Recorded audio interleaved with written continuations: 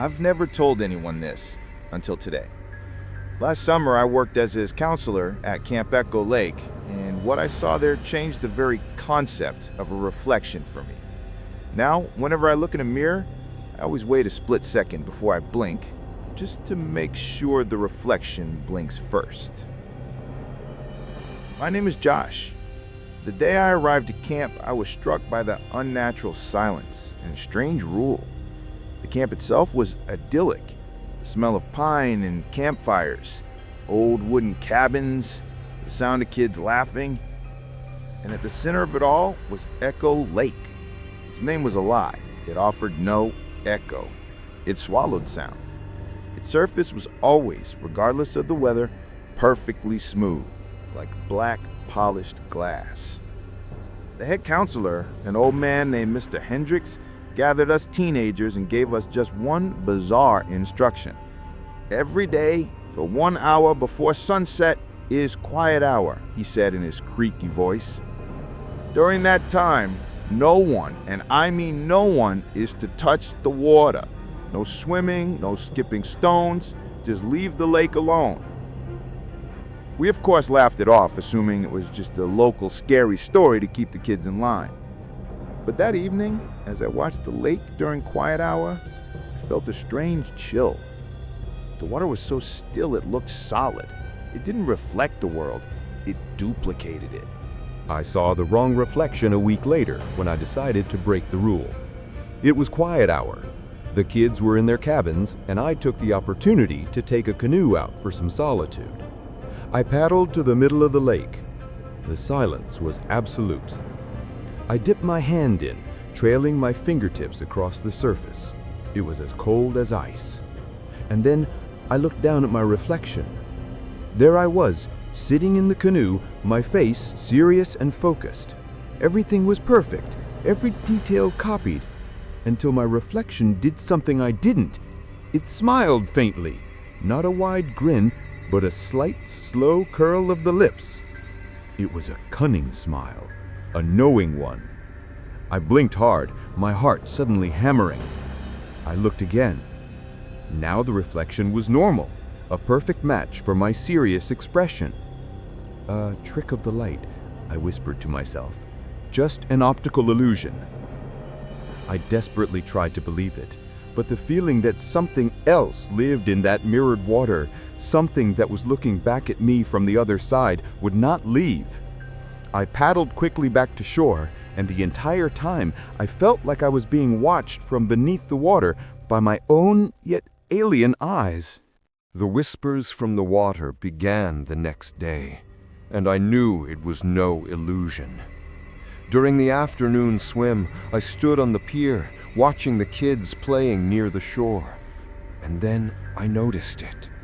Their reflections were moving, with a slight, almost imperceptible delay of a split second. A kid would laugh, and their reflection would start laughing a moment later. It created a horrifying, desynchronized effect. And then I started to hear it. A low, bubbling whisper that seemed to emanate from the surface of the water. The voices sounded like the children, but distorted, as if filtered through a thick layer of water. They were saying names. "Sarah, where are you?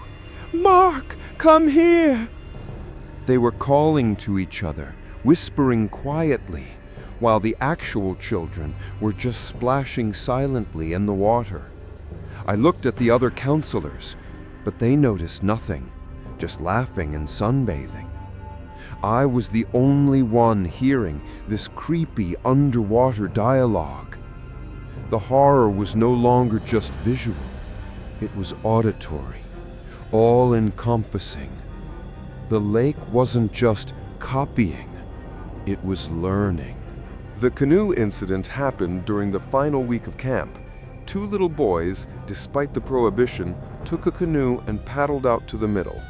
One of them, a kid named Timmy, leaned too far and the canoe capsized. The boys were in the water.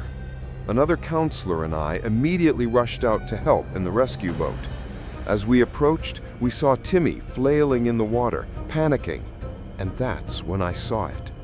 Beneath the surface of the perfectly smooth water, in the mirror world, everything was different. Timmy's reflection, his perfect copy, wasn't flailing. It was calm, and it reached up its hand and grabbed the real Timmy by the leg. I saw the boy on the surface suddenly scream and get pulled under, as if something was dragging him down. And under the water, in the reflection, his copy, wearing the same eerie, cunning smile I had seen on my own face, was slowly taking his place, swimming up towards the surface. We pulled Timmy out. He was in shock, coughing up water, but alive. He kept repeating that the other boy had grabbed his leg. Everyone chalked it up to panic, but I knew what he had seen. I had seen the lake attempt a replacement. I saw the final reflection on the last day of camp. It was raining that morning. The camp was emptying out as parents came to pick up their children. I was walking to the bus that was supposed to take the staff home. My boots splashed in the puddles. I stopped by one of them, a large, dark puddle that reflected the gray, gloomy sky.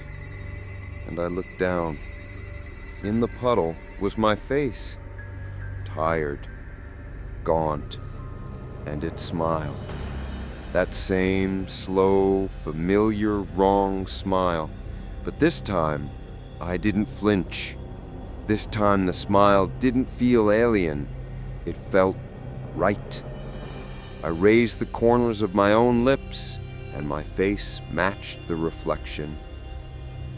I got on the bus. As it drove away, I looked at Echo Lake, its surface, even in the rain, perfectly smooth. And for the rest of my days, I will be haunted by a single question, one to which I fear knowing the answer. Who exactly left camp that day? Me or my perfect, smiling copy from the still water?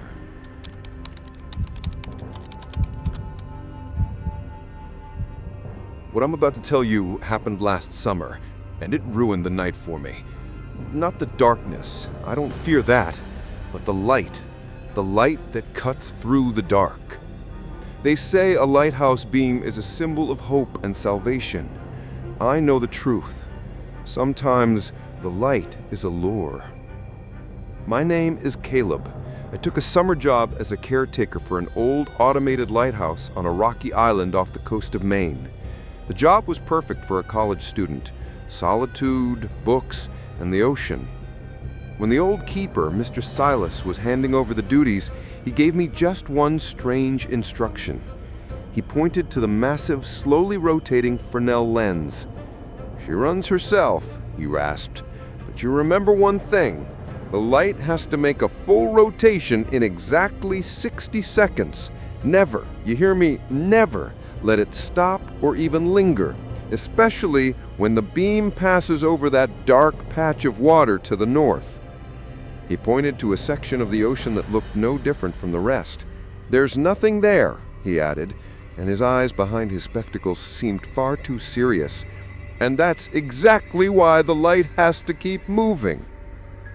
I, of course, nodded along, writing it off as an old man's eccentricity. I thought my job was to watch a machine. I didn't know my real job was to be a prison guard. I saw the shape in the beam of light during the first major storm. It was a true Atlantic fury. The sky was black, torn by lightning. Massive waves crashed against the rocks, and the whole lighthouse shuddered. Suddenly, there was a deafening crack, and the light went out. The generator had been hit by lightning. I was plunged into a complete, oppressive darkness and the roar of the ocean. It took me 20 minutes in the trembling light of a flashlight to restart the backup generator. The lens began its slow, majestic rotation again. I went up to the observation deck with my binoculars to check if everything was okay.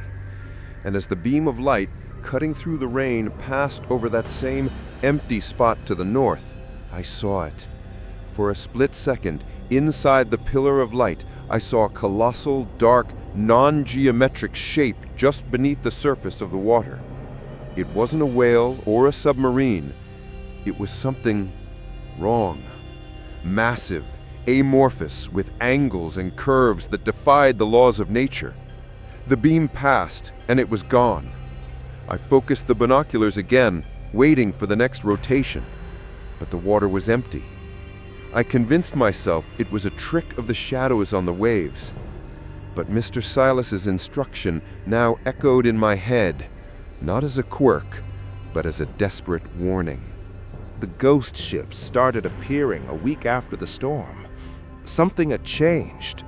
Now, every night, as the beam of light swept across the horizon, it began to pick out things from the darkness that couldn't possibly be there.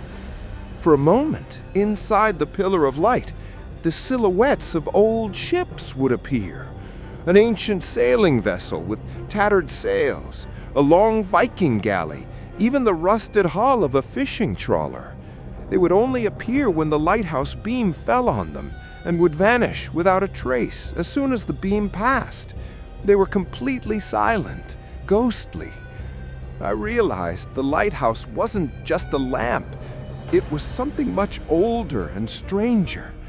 It illuminated not just the real world, but the echoes of past catastrophes, showing me the ghosts of all who had perished in these waters. And I was the sole witness to this nightly parade of dead ships. It was terrifying, but also mesmerizing. I didn't yet understand that these ghosts were merely reflections of the real horror. The light began to stick, and that's when I felt true fear.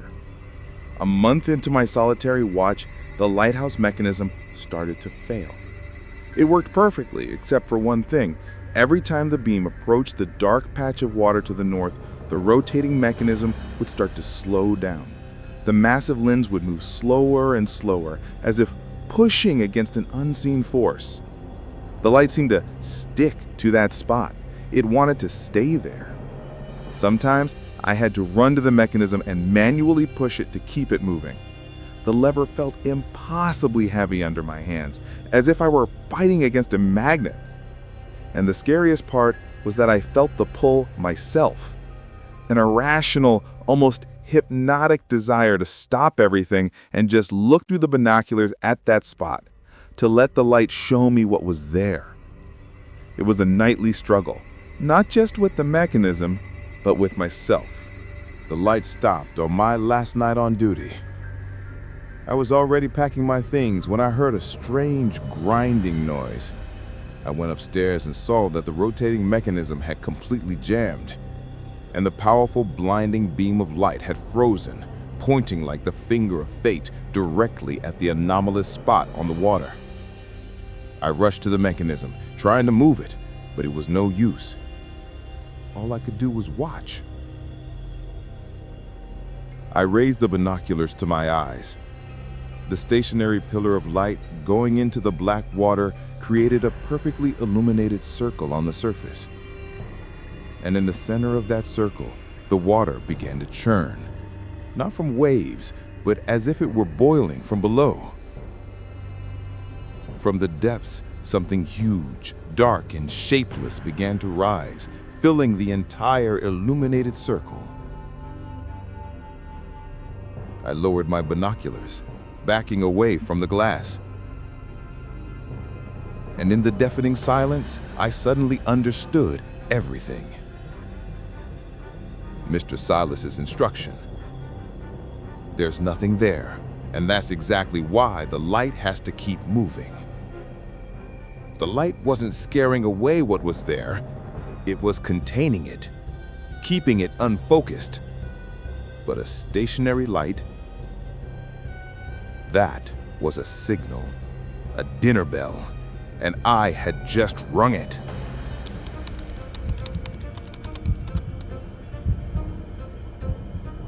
I've never told anyone this, because how do you explain that you're afraid of the sound of a summer night? The deafening song of cicadas that everyone else finds soothing. For me, it's no longer the sound of nature. It's a voice that commands. This is what happened to me last summer. My name is Daniel. It all began with the all-consuming drone. My family, my father, mother, and younger sister Lily, decided to spend the summer at an old farmhouse we inherited from a distant relative. The place was idyllic, an old house, a huge porch, and surrounding us as far as the eye could see were endless cornfields that rustled in the wind. But there was one detail I noticed immediately. The song of the cicadas. It wasn't just background noise. It was a continuous, deafening, pulsating drone that vibrated in the air, in the walls, in my teeth. It felt like it had a physical weight. "Danny, you're just not used to it," my father would laugh. "That's the sound of summer." My parents and sister truly seemed not to notice it, but I couldn't ignore it. I could feel a pattern in the sound, a rhythm, something almost conscious. At night, I would close the windows, cover my head with a pillow, but the drone would seep through everything. It was the first hint that in this place, the rules were dictated not by the sunlit world, but by something else. I started seeing the figures in the fields a week later. Every evening, as the sun set and the sky turned a deep violet, I would sit on the porch, trying to get used to the drone. And then, in my peripheral vision, I started to notice movement in the cornfields. Between the tall, dry stalks, figures were moving. They were tall, thin, almost two-dimensional. They didn't walk. They moved in short, sharp jerks, like puppets, and their movements were in perfect sync with the pulsating song of the cicadas. Zing, a jerk. Zing, another jerk. As soon as I tried to focus my gaze on them, they would vanish, dissolving into the shadows between the stalks. I convinced myself it was a trick of the light, an optical illusion caused by the flickering leaves. But they appeared every evening, always in time with that endless song. I felt that I wasn't the only one watching the fields. They, whoever they were watching our house. The sleepwalking was the moment the horror crossed the line from observation to participation. One night, I woke up with a strange sensation.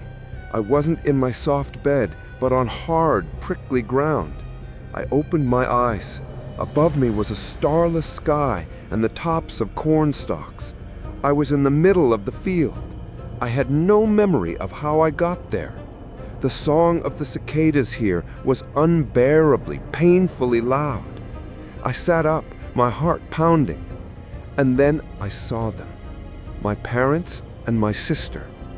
They were slowly, like sleepwalkers, walking between the rows of corn, their hands lightly brushing against the leaves. Their eyes were wide open, but empty, glassy. They didn't see me. "Mom! Dad?" I whispered. They didn't react. They just moved, like the figures I had seen, in the slow, hypnotic rhythm of the cicadas' song. I screamed, but my scream was swallowed by the all-consuming drone. I grabbed Lily's arm. Her skin was cold. She didn't even look at me. I realized with horror that they weren't asleep. They were connected. The sudden silence was more terrifying than any sound. One night, a week after the sleepwalking incident, a fierce storm passed through. Thunder, pouring rain, and a sharp drop in temperature. I woke up in the morning, and the first thing I noticed was the silence. An absolute, deep, unnatural silence. The song of the cicadas was gone. I felt an incredible sense of relief, but it didn't last long. I ran outside. My family was sitting on the porch. They weren't talking. They just sat, staring into the distance. Their movements were slow, listless. Their gazes were unfocused, as if they had been unplugged. "How are you?" I asked my father. "Headache," he replied quietly. "Feeling weak." They all complained of the same thing. They were like dolls with their batteries removed. And I realized with horror that the song of the cicadas wasn't just a sound. It was an energy source, a fuel. And without it, my family had stopped. The return of the song was the final, horrifying revelation. By noon, the sun had warmed the air again. I was sitting on the porch steps, watching my empty family with dread. And suddenly, I heard it. A soft, timid chirp of a single cicada. Then a second. Then a dozen. Within a minute, the all-consuming, pulsating drone returned to its full, deafening strength. And I saw it with my own eyes. My sister, Lily, who had been sitting motionless, suddenly flinched as if from a slight electric shock. Her eyes focused. She smiled. A spark of consciousness appeared in my father's eyes. He stood up, stretched. "Oh, much better," he said. They had been switched on. And I understood. This song, this drone, it wasn't just a sound. It was a signal. It's what controlled the people in this place, what gave them energy, what made them alive. And I, with my immunity to it, was the only one not connected, the only real one. But watching my family laugh joyfully in the rhythm of this drone, I felt like a stranger. Summer wasn't over yet, and I didn't know how much longer I could resist this song.